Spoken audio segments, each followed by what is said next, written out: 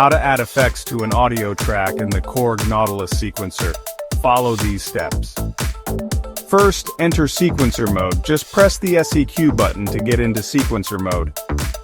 Next, select the track. Choose the audio track you want to add effects to.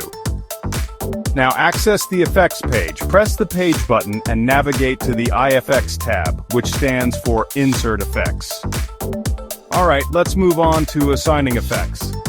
Select an empty insert effect slot and choose the desired effect from the list. Now it's time to adjust the parameters. You can use the touchscreen or the control knobs to tweak the effect parameters to your liking.